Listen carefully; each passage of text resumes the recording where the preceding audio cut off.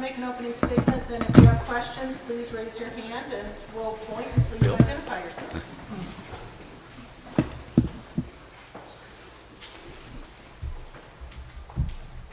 Got some great phones here. Well, first of all, thanks for coming out. It's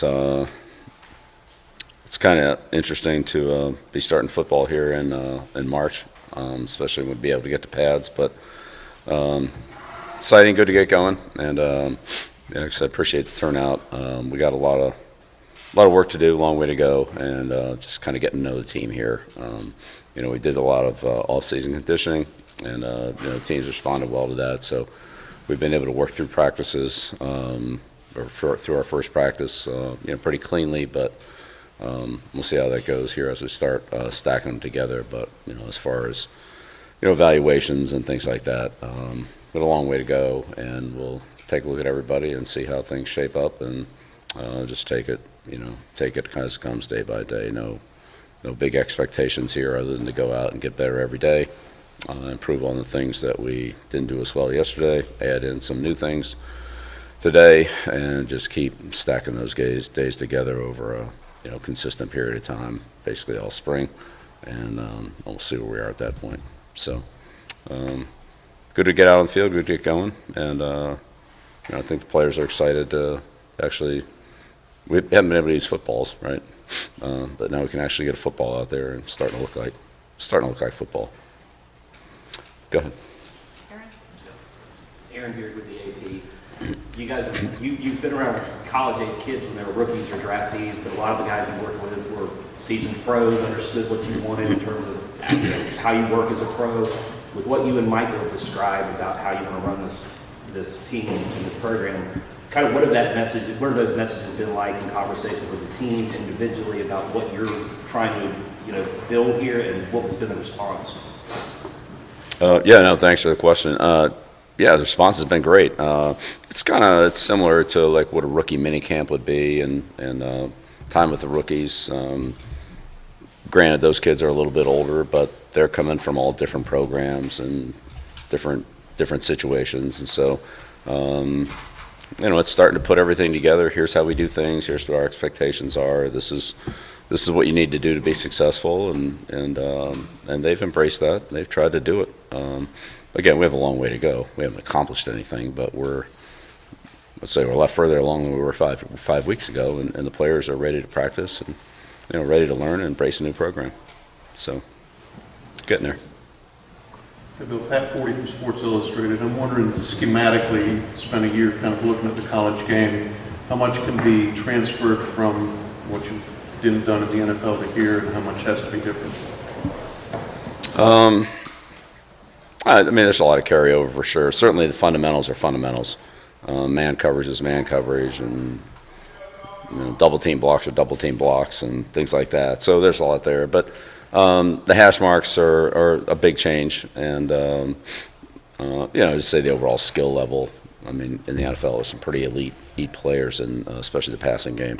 So we'll see what that looks like, both offensively and defending it. But fundamentally, it's pretty close. There'll definitely be some changes, but you know what? We'll see what those are once I get a bit better feel for what our personnel is, what they can do. We want to play to the strengths of our players, and that's what we'll do. So it probably takes a little while to figure that out, but nevertheless, we'll run a pro system on both sides of the ball and in the kicking game. So that's what the foundation of it is, and all the training films that we've shown them on how to do things, how to do certain techniques, how to run certain things are really from NFL players, the guys who are great at it, the guys who did it better than anybody. So I think that's still a great way to teach, because our players are seeing some of the best guys that have ever played do what they do. So it's a good teaching basis. Andrew Jones, Tar Heel Illustrated. The quarterback room, you've got 3 on scholarship here this spring. One of them is Max Johnson, who had a terrible injury last year. We were told there was a chance maybe he might not be able to play football again. Where is he in his recovery process? How much can he go this spring? And I know you have a 4th one coming in, but are you settled in the quarterback room, or you think maybe you might have to go out and find someone in the spring portal? Yeah, well, right now we're focused on the players that are here, and then whatever happens with the players coming in or portal players, we'll deal with all that later. Max has worked hard. Max is making a lot of progress. He's still limited, but he's definitely getting better, and we'll just take it day by day. But nobody's put in more work than he has, and we'll see where that takes him. But he's definitely making progress. So again, just the day by day process. If he has a good day, then he can do a little bit more the next day, and if he has a good day, he can do a little bit more the day after that. And if there's a little, I'm gonna say it doesn't move along quite as quickly, then we'll slow it down until we can progress. But Is there a specific goal, date maybe in mind? no, that's what I'm saying. Honestly, all injuries are kind of the same like that. If a player can progress, we'll progress him. If he, kind of hits a little bit of a stalemate, then we'll, work through that, and then when he's ready to go again, then we'll go again and move to higher ground. But it doesn't matter really whether it's a hamstring, a shoulder, a leg, whatever. It's kind of the same process. If they can move along, we move them. Some move faster than others, depending on what the injury is. And sometimes we hit a little pause, and then we have to wait until we can, move ahead. So it's day by day. From Spectrum News 1, I know there's only been one practice, but is there, other than the age or maybe the size, something noticeably different between players out on the field for you and on your team now and guys that you've seen in the NFL? And building on top of that, do you have to treat these people differently than how you did in the NFL in terms of getting them, motivating them, coaching them, treating them in general? Well, we'll see. I don't think so, but as you said, we've only had one practice, so it's a long journey. There's a lot of work to be done, and there'll be a lot of practices and a lot of meetings, and a lot of hard work put in. We'll see how all that goes.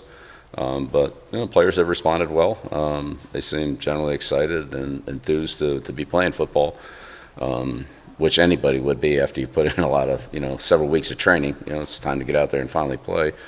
But yeah, well, we'll see how that goes. I say the biggest difference is just the opportunity to put on pads in the spring. As I said, when I was in Washington last year, the amount of progress and improvement that those players made in the spring was, I thought, remarkable. We just couldn't do that in the National Football League because we never got the pads, especially for the big guys. Route running and things like that, the skill players can do skill stuff, but for the offensive, defensive linemen, pass rushers, pass protectors, some of the contact positions, which, is very limited in the NFL in the spring. I mean, it's almost, there isn't any. You can work on those things. You can work on the running game. It's really hard to work on the running game in the National Football League when you're in shorts. So I think those players that we had last year, that I worked with last year at Washington, made a lot of progress, and hopefully we can do the same thing here.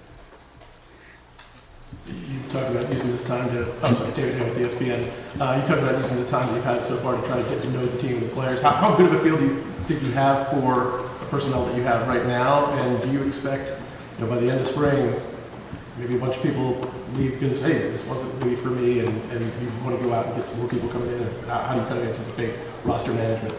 Yeah, I really don't have any expectations. We'll see. I don't know. We'll go out there and do what we do and see what happens, see how it goes. So I think what you're saying could or could not happen. I really, that'll be up to each individual and just, how things go. But I know we have a good plan. I know we can, do the right things to help players improve, help the team improve, to put a good product on the field.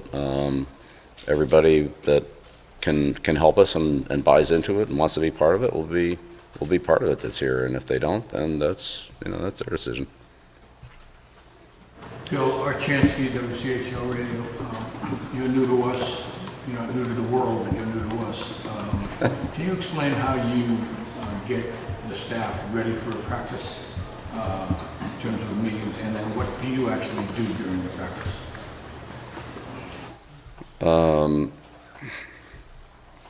Well,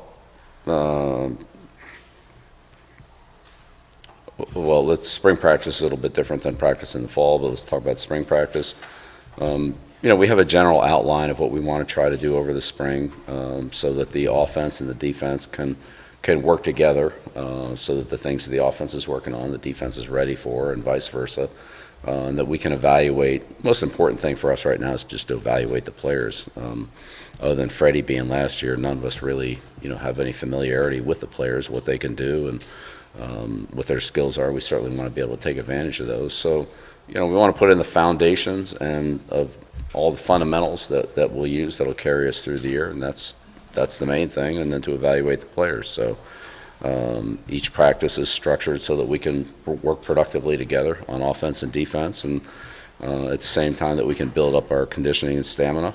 And then we have to see how it goes. Sometimes you move a little faster than you think. Sometimes maybe you move a little slower than you think, and you have to adjust your pace on that based on once you put a building block down and can build on it, then you do. If that block's not solid and you're really not, you can't build on it, then you have to go back and kind of, reinforce it. Observe during practice, walk around to the defender or actually? Yeah, that's the great thing about being a head coach. I can coach anybody I want. So, I can coach the line. I can yell at the tight ends. I can yell at the DBs. I can yell at the kickers. I can go to any group I want and coach them. And honestly, that's the fun part. It's you see something that you want to address and talk to a player about, you can go in there and talk to them. And so I've been very fortunate. I've had the opportunity to coach every position on the field, on offense, defense, and special teams. And so if I can help a player, I'm here to help them. That's my job. So I want to help them get better. Right here. Chris Lee from WRAL. So you guys have campaigned that this will be like the 33rd NFL team. This will be very pro-oriented. What former UNC players who are currently pros or have been pros, or if you don't want to name them, what level of involvement do you plan on having with those players who also played here, wore these jerseys, but to come and have relationships with these guys to kind of help along the process of showing, how to become a pro? Yeah, well, we welcome that. Yeah, thank you. No, that's a great question, a great point. We welcome that. We want all of our alumni to come back, both football players and non-football players, other people who are part of the program and supporters of the program. So we welcome all those people back. I'm sure you'll see a lot of former UNC players around here. Some are on the staff, Natrone, for example. Some are on the staff, some are in other capacities in the organization or at the university, and some will be here visiting. So I don't want to give away any names or anything, but if you guys do some good detective work, maybe you'll be able to spot a couple. Adam Smith with Inside Carolina. Bill, just wondering from your vantage point, what the response from your players have been to the not having numbers on their jerseys in practice, and how have you gone about sort of explaining what the method is there that you all are doing by not having the numbers on the jerseys?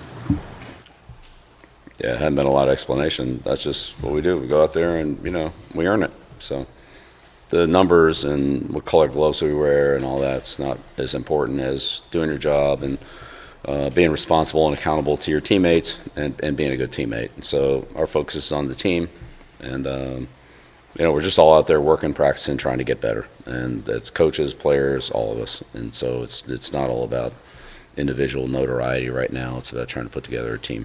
So we did that at New England. We did it for years and years, and then, of course, they changed the rule and forced us to put jersey numbers on the players, and so we did. But I don't think that's important at this time of year. I think it's more important to just go out there and practice well and improve every day, and so that's what we emphasize. Brian Murphy with WRAL. What characteristics were you looking for as you put together a coaching staff? How important was it to have your sons on the staff with you? Well, again, it starts with the coordinators, and Steve, Freddie, and Mike have a ton of experience. They've performed well in multiple situations. Certainly, Steve's coached our defense for a long time, and whatever his years as a coach were, he was involved way before that. So, Mike's done a tremendous job on special teams and has a great background. His father is one of the great special teams coaches in the National Football League, Chuck Briefer. So, that goes in the family. And, Freddie's, got great experience. I mean, he was at Arizona for a decade, and head coach at Cleveland, and he's been with the Giants and so forth, and, played major college football at Alabama. So, and same thing with Will. So, those guys, they have a lot of experience, and we're just trying to put together the best staff that we can. It's a combination of pro experience. Some of those players, some of those coaches have a lot of college experience.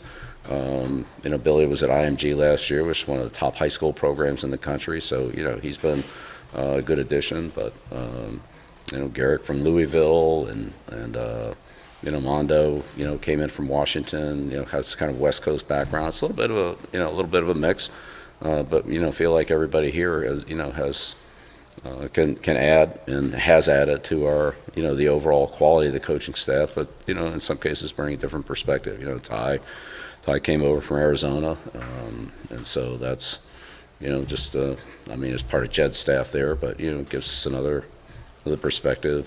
Certainly has a lot of familiarity with the Arizona-Washington program. So, we just try to put together the best group that we can. I love the guys that we're working with. They work hard, and we're doing all we can to help our team improve and help the players play better, and that's our job. Moses, of course, with the strength conditioning, has been a big part of it so far, because that's really all we've been able to do up until yesterday. Coach, thank you. Okay, great. Thank you.